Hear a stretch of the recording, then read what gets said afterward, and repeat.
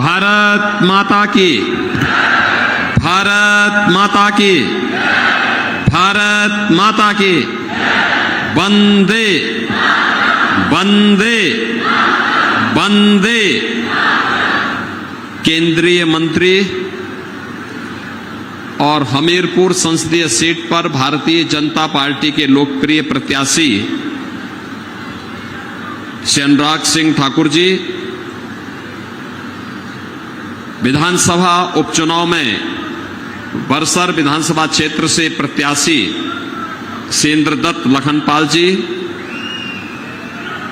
पूर्व मंत्री एवं माननीय विधायक श्री विक्रम सिंह ठाकुर जी, माननीय विधायक श्री त्रिलोक जामवाल जी, माननीय विधायक आशीष शर्मा जी, जिलाध्यक्ष हमीरपुर श्री देशराज शर्मा जी, पूर्व विधायक बलदेव शर्मा जी, पूर्व विधायक विजय अग्निहोत्री जी, पूर्व विधायक डॉक्टर अनिल धीमान जी, पूर्व विधायक श्रीमती उर्मिल ठाकुर जी, पूर्व विधायक श्रीमती कमलेश कुमारी जी, भारतीय जनता पार्टी के हमारे सभी पदाधिकारीगण और भारी संख्या में उपस्थित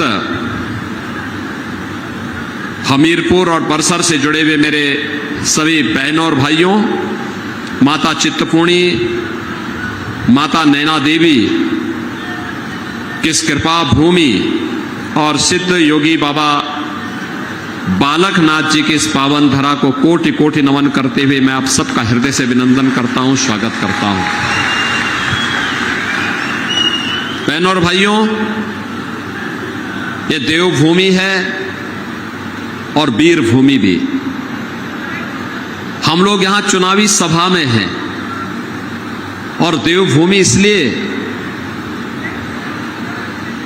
पिछले 2.5 महीने से हम लोग उत्तर भारत में या देश के अलग अलग राज्यों में जा रहे हैं। भीषण गर्मी है। कल दिल्ली का टेम्परेचर 52 डिग्री था, गोरखपुर और उसके आसपास का 48 डिग्री था।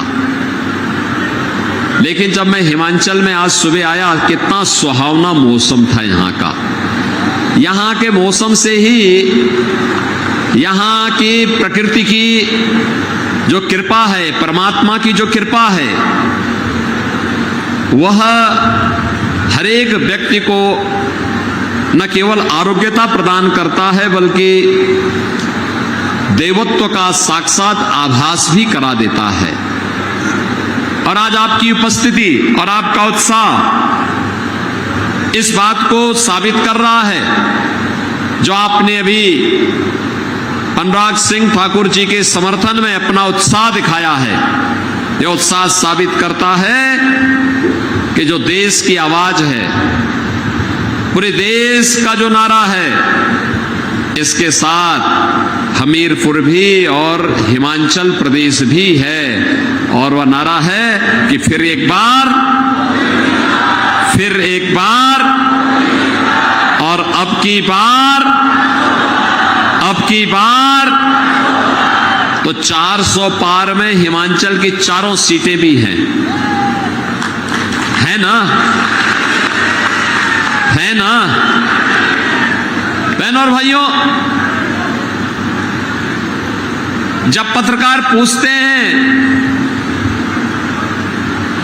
कि 400 पार कैसे, तो जवाब जनता जनार्दन देती है। जनता जनार्दन की ओर से जवाब जाता है कि जो राम को लाए हैं हम उनको, जो राम को लाए हैं। और दूसरा, जनता कहती है कि राम भक्त ही राज करेगा दिल्ली के सिंहासन पर। राम भक्त ही राज करेगा दिल्ली के। बहनों और भाइयों, 500 वर्षों का इंतजार समाप्त हुआ। अयोध्या में रामलला विराजमान हुए और अयोध्या में राम मंदिर में 500 वर्षों का इंतजार समाप्त हुआ। पूरा देश, पूरी दुनिया प्रफुल्लित थी। जहां कहीं भी सनातन हिंदू धर्मावलंबी है,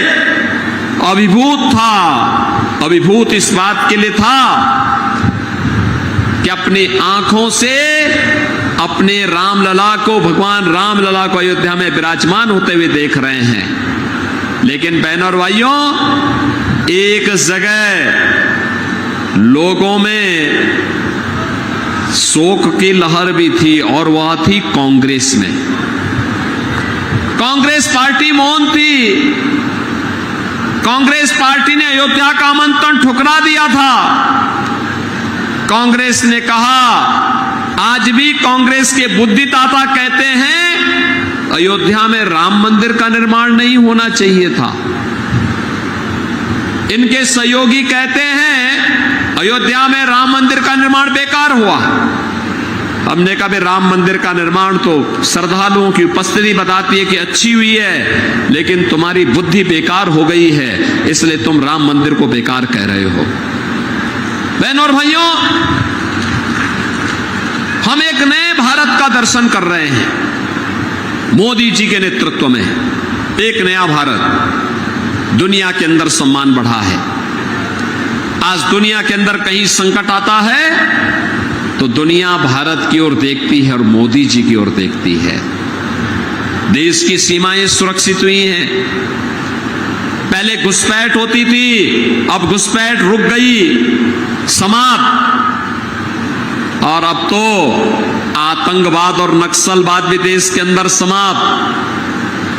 आतंकवाद और नक्सलवाद समाप्त। अब तो कहीं आतिशबाजी करते हुए पटाखा जोर से फट जाए तो पाकिस्तान सफाई देता है, कहता साहब मेरा हाथ नहीं है।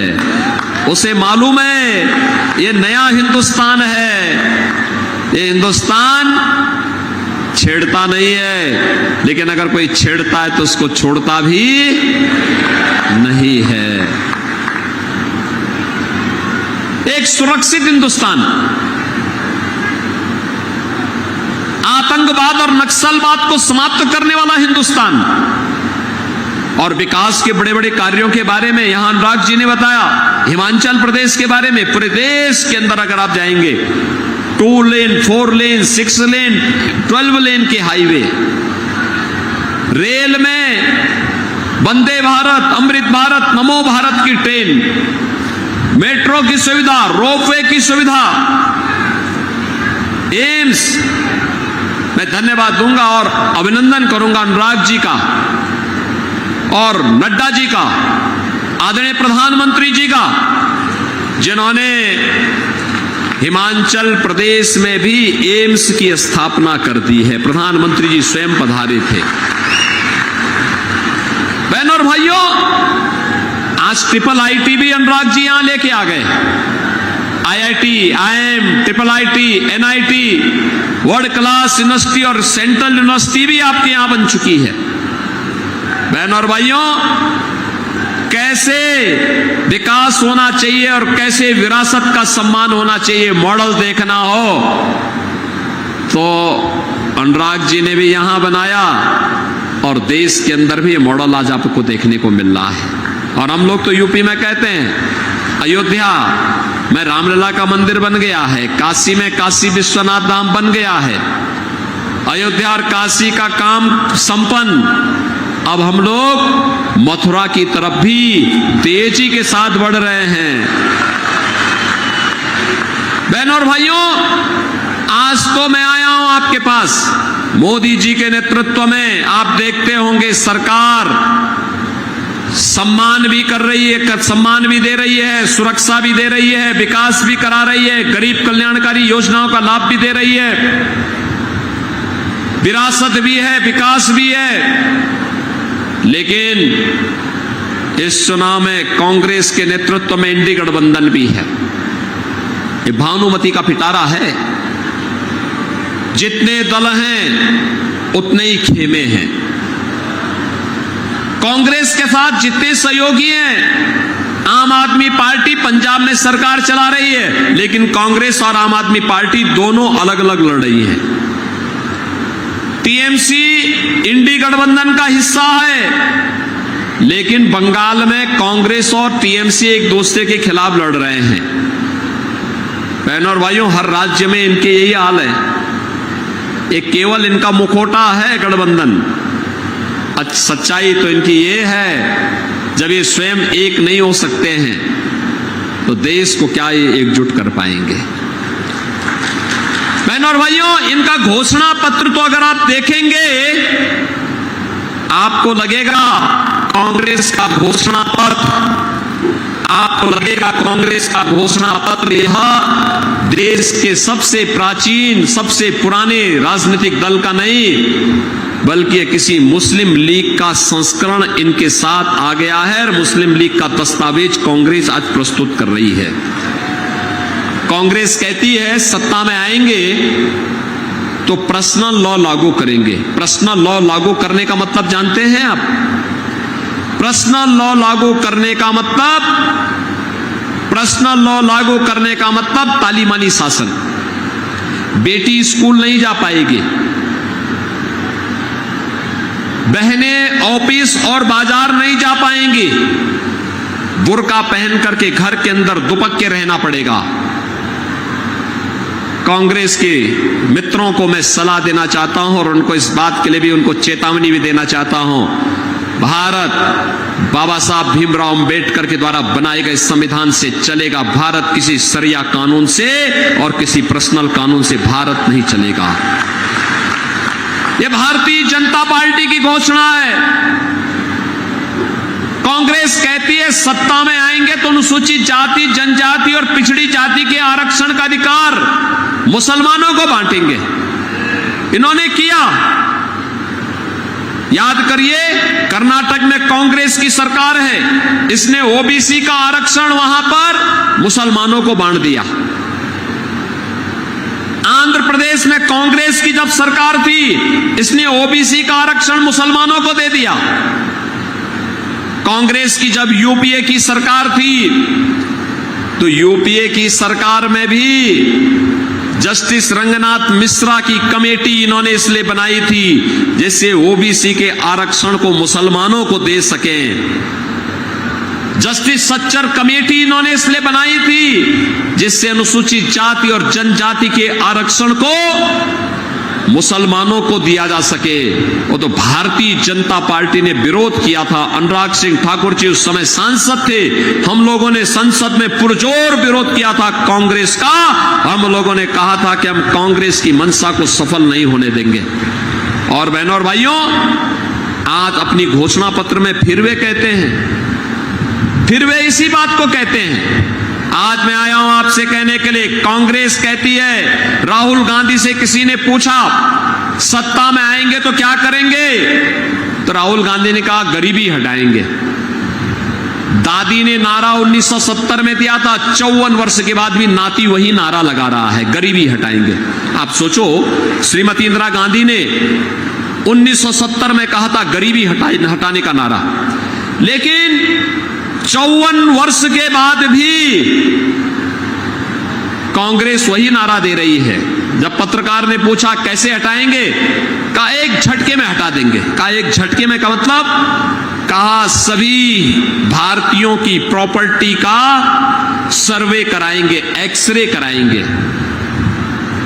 एक्सरे करा करके सर्वे होगा और फिर उनके बाप दादों ने, ग्रैंडफादर, फादर, मदर ने जो संपत्ति बनाई है उस संपत्ति पर विरासत टैक्स लगाएंगे। विरासत टैक्स का मतलब आधी प्रॉपर्टी ये लोग आपसे ले लेंगे और आधी प्रॉपर्टी लेकर के पाकिस्तान, बांग्लादेश और अफगानिस्तान से आए हुए घुसपैठियों में उसको बांटने का काम करेंगे। क्या आप इसको स्वीकार करेंगे? क्या हमीरपुर इसको स्वीकार करेगा? क्या? अरे खून पसीना आपके पूर्वजों का, और डकैती डालने के लिए कांग्रेसी कहां से आ जाएंगे? क्या आप इनको डकैती डालने की छूट देंगे? क्या बहनों और भाइयों, कांग्रेस का यह विरासत टैक्स औरंगजेब का जजिया कर है। और मैंने इसीलिए कहा ना, इनका घोषणा पत्र में मुस्लिम लीग आ गई है, क्योंकि औरंगजेब की आत्मा इनके अंदर घुस गई है। अब ये कह रहे हैं कि हम जजिया कर लगाएंगे, विरासत टैक्स के नाम पर जजिया कर लगाएंगे। औरंगजेब बहन और भाइयों मुगल काल का सबसे क्रूर बादशाह माना जाता है। काशी में काशी विश्वनाथ मंदिर इसी दुष्ट ने तोड़ा था। मथुरा में भगवान कृष्ण की जन्मभूमि पर मंदिर इसी दुष्ट ने तोड़ा था। कोई मुसलमान भी अपने पुत्र का नाम औरंगजेब नहीं रखता है, क्योंकि औरंगजेब ने पहले अपने भाई की हत्या की, फिर अपने बाप को जेल के अंदर बंद कर दिया था। और उसका बाप शाहजहां के बारे में अगर पढ़ना है, पटना की खुदा वक्त लाइब्रेरी में जाकर के पढ़िए। शाहजहां कहता है कि दुष्ट कमबख्त औरंगजेब, तुझ जैसा पुत्र किसी को पैदा न हो। तूने जीते जी एक एक बूंद पानी के लिए मुझे तरसाया है। अरे तुझसे अच्छे तो ये हिंदू हैं जो जीते जी अपने बड़े बुजुर्गों का सम्मान करते हैं और मरने के बाद श्राद्ध और तर्पण करके अपने पितरों को जल देने का काम करते हैं। बहनों और भाइयों, ये औरंगजेब की आत्मा जिसने जजिया कर लगाया था हिंदुओं पर, जजिया कर कहता था हिंदुओं को यार जजिया कर दो नहीं तो मुसलमान बनो। आज ये औरंगजेब की आत्मा इस कांग्रेस के अंदर घुस गई है। क्या औरंगजेब को आप जिंदा होने देंगे? क्या कतई नहीं जिंदा होने देना है औरंगजेब को। बहनों और भाइयों, औरंगजेब को कतई स्वतंत्र भारत में हम जिंदा नहीं होने देंगे। वह जहां मिट चला है वहीं उसको दफन रहने देंगे। बल्कि औरंगजेब के नाम पर अगर कोई औरंगजेब को अपना आदर्श बांध करके चलेगा तो सामने बुलडोजर उसी के लिए खड़े हैं, उसको उसी ढंग से दफन करने का काम करेंगे। बहनों और भाइयों, कांग्रेस कहती है कि सत्ता में आएंगे तो अल्पसंख्यकों की रुचि के अनुसार खान पान की स्वतंत्रता देंगे। इस लाइन का अर्थ बहुत गंभीर है। मेरी बात ध्यान से सुनना, बहुत गंभीर है। खान पान बहुत संख्यक और अल्पसंख्यक का एक हो सकता है। जो कुछ आप खाते होंगे, रोटी सब्जी दाल चावल, वही वो भी खाते होंगे। पकवान आप भी बनाते होंगे, वो भी बना सकते हैं, खा सकते हैं। एक जगह में आके बात ठहरती है। जब कोई मुसलमान कहता मैं गौ हत्या करूंगा, गौ मांस खाऊंगा, हिंदू अड़ जाता है, कहता नहीं, जन्म जन्म का नाता है, गाय हमारी, गाय हमारी। क्या आप कांग्रेस को गौ हत्या करने की छूट देंगे? क्या कांग्रेस को गौ हत्या करने की छूट देंगे क्या? अरे मुझे बताओ, अयोध्या में राम मंदिर बनाने का सौभाग्य आपके साथ जुड़ा है। आज आप में से हर व्यक्ति, आपने अनुराग जी को पिछली बार 4 लाख वोट से जिताया था। ये जिताते दिखाता है हमीरपुर का एक एक व्यक्ति अनुराग जी को वोट दिया था। प्रत्येक व्यक्ति अनुराग जी के समर्थन में खड़ा हुआ था। इसका मतलब अनुराग जी को जाने वाला वोट अयोध्या में राम मंदिर के निर्माण में हमारी ताकत बना था, हमारी ताकत बना था। तो अयोध्या में राम मंदिर निर्माण का जो सौभाग्य आपके साथ जुड़ा है और जो पुण्य आपके साथ जुड़ा है, कांग्रेस को वोट देके जो गौ हत्या कराएंगे, ये गौ कसी कराएंगे, ये पाप हम अपने सिर के ऊपर कतई न लें, कतई न लें। अरे आप तो सौभाग्यशाली हैं, आप सौभाग्यशाली हैं। आप देखते होंगे दिल्ली के अंदर मोदी जी के कैबिनेट का एक स्मार्ट चेहरा जब भारत के विकास को ब्रीफिंग करने के लिए उतरता है, वह कोई और नहीं, आपका सांसद अनुराग ठाकुर होते हैं। विकास की एक एक योजना के बारे में देश को बताने का काम करते हैं। याद करिए, जिस महत्वपूर्ण मंत्रालय का दायित्व कभी अडवाणी जी ने, कभी सुषमा स्वराज जी ने, कभी अरुण जेटली जी ने जिस दायित्व का निर्वहन किया था, उस दायित्व का निर्वहन आज देश के सूचना और प्रसारण मंत्री के रूप में अनुराग सिंह ठाकुर कर रहे हैं। और साथ साथ युवा है तो युवा जैसा जोश और युवा जैसा खरोश भी होगा ही होगा ना। आप मुझे बताओ, एक कांग्रेसी जीवन भर ओलंपिक में, कॉमनवेल्थ में एक टीम भेजते रहे, लेकिन अनुराग जी मैं आपका अभिनंदन करूंगा, आप जब से युवा और खेल मंत्री बने हैं भारत सरकार के, आपने देश में युवाओं के अंदर जो जोश पैदा किया है। भारत की टीम ओलंपिक में अब तक की सर्वाधिक मेडल जीत करके आई है, पैरा ओलंपिक में सर्वाधिक मेडल जीत करके आई है, और कॉमनवेल्थ में भी सर्वाधिक मेडल जीत करके आई है। बहनों और भाइयों, अनुराग जी ने तो यहां हमीरपुर में तो जगह जगह स्टेडियम बना दिए, लेकिन पूरे देश के अंदर भी वो बना रहे हैं।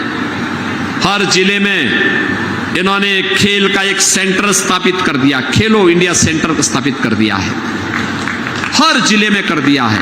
और जब उन्होंने जिले में किया तो उत्तर प्रदेश में मैं उसको ब्लॉक स्तर पर लेकर के चला गया। स्टेडियम, हर जगह स्टेडियम, मिनी स्टेडियम। युवा के बारे में सोचने वाला व्यक्ति युवा है तो युवा के बारे में सोचेगा, और उन्होंने किया। अभूतपूर्व कार्य हुआ जो कभी 70 वर्ष में नहीं हुआ, और 5 वर्ष में अनुराग जी ने करके दिखा दिया है कि हिमाचल का बेटा केवल हिमाचल के लिए नहीं, भारत का बेटा बनकर के कार्य कर रहा है, हिमाचल का नाम रोशन कर रहा है। और बहनों और भाइयों, आज देश इसको देखता है, अनुभव करता है। अब भारत की टीम दुनिया के अंदर सर्वाधिक मेडल जीतने वाली टीमों में से एक है, चाहे वह ओलंपिक हो, चाहे वह पैरा ओलंपिक का हो, चाहे वह कॉमनवेल्थ का हो, चाहे वह एशियाड का हो। और अनुराग जी के नेतृत्व में तो भारत ने तय कर लिया है 2036 में ओलंपिक भी हम भारत के अंदर कराने की तैयारी करा रहे हैं। आप सोचो, जिसके बारे में कभी कोई सोचता नहीं था, आज भारत उसको कर रहा है। बहनों और भाइयों, एक तरफ इस प्रकार का सांसद विकास भी करा रहा है, युवाओं के साथ खेलता भी है और उनको खेल के लिए प्रोत्साहित करके आगे बढ़ाने का काम कर रहा है। जब हमारा युवा खेलेगा तो वह खिलेगा, और जब खिलेगा तो भारत को दुनिया की एक महाशक्ति बनाने में अपना योगदान देगा। खेलेगा तो नशे से दूर रहेगा, खेलेगा तो नशे से दूर रहेगा, और नशे से दूर रहेगा तो परिवार को भी बनाएगा, हिमाचल को भी बनाएगा, और भारत को बनाने में भी अपना योगदान देगा। ऐसा ही तो सांसद होना चाहिए, ऐसा ही तो सांसद होना चाहिए। और मैं तो अभी आया था हिमाचल, अभी देखा मैंने पहाड़ में जगह जगह आग लगी है। ये आग केवल जंगल की आग नहीं है, हिमाचल के विकास को कांग्रेस के द्वारा लगाई गई आग है। ये कांग्रेस देश के हितों के साथ खिलवाड़ कर रही है। बहनों और भाइयों, ये देश के हितों के साथ खिलवाड़ कर रही है, ये राम का विरोध करती है, भारत के हितों का विरोध करती है, आतंकवादियों और माफियाओं के साथ सांठगांठ रखती है। निर्दोष लोगों के प्रति इनकी संवेदना नहीं, इनकी संवेदना तो भारत विरोधी ताकतों के साथ में है। जब कश्मीर में धारा 370 हटती है तो इनकी संवेदना भारत विरोधी ताकतों के साथ खड़ी होती है। ये सारा पाप तो कांग्रेस के द्वारा किया गया है। संविधान के बारे में तमाम प्रकार की गलतफहमी, अफवाह ये लोग फैला रहे हैं, लेकिन सच्चाई क्या है? संविधान का गला घोंटने का काम 1952 हो या 1975, यह कांग्रेस ने ही किया है। और इसीलिए मैं आज आपके पास आया हूं कहने के लिए कि आप अनुराग जी को जिताएंगे, कोई संदेह नहीं। हमीरपुर सीट हम जीतेंगे, कोई संदेह नहीं, कोई संदेह नहीं, कोई संदेह नहीं रहा भाई बहनों भाइयों।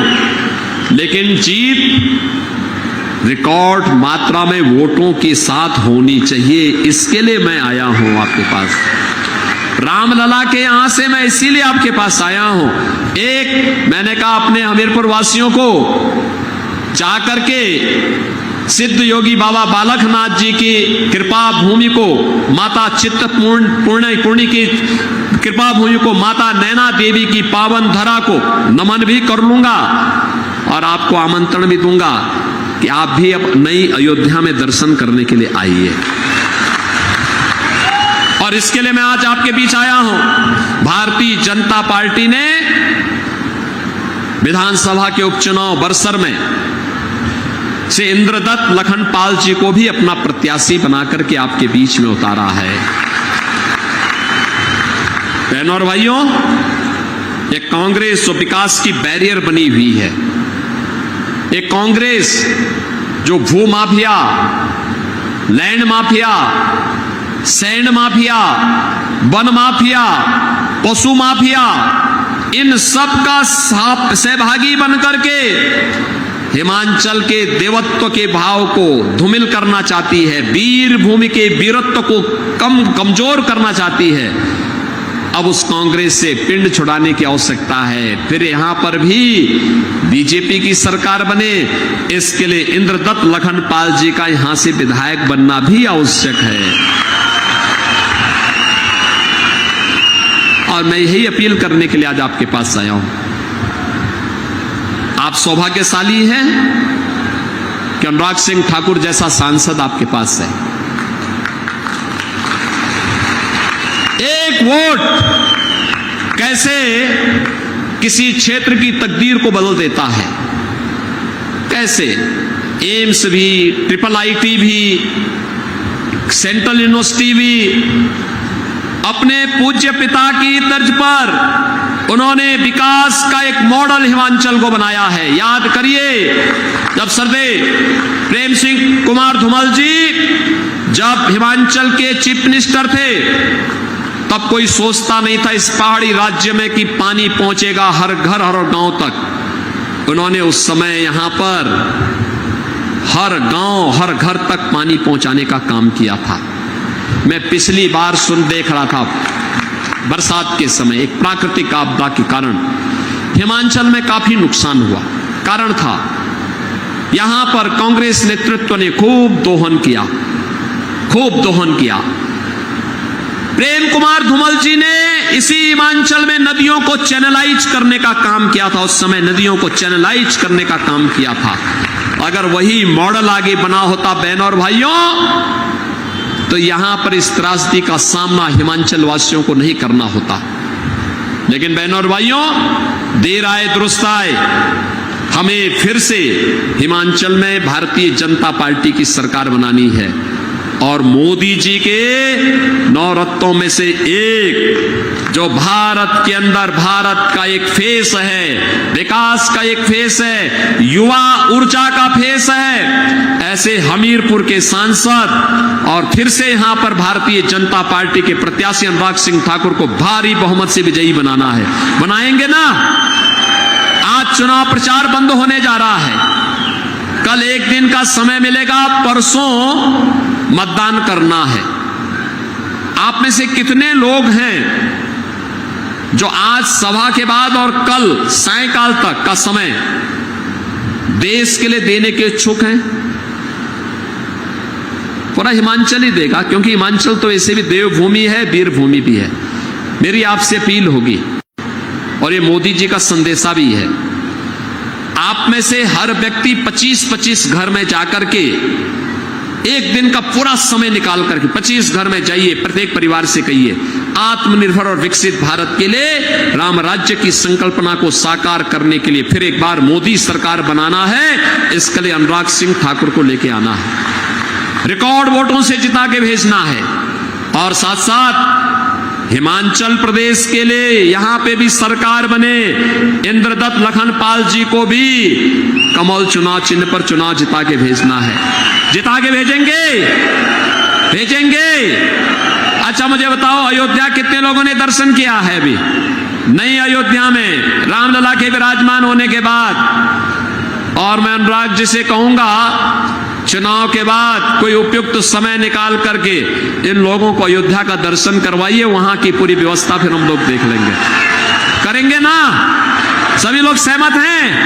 इधर सभी लोग तो मेरे साथ बोलेंगे, भारत माता की, भारत माता की, भारत माता की जय श्री राम, जय श्री राम, जय जय श्री राम।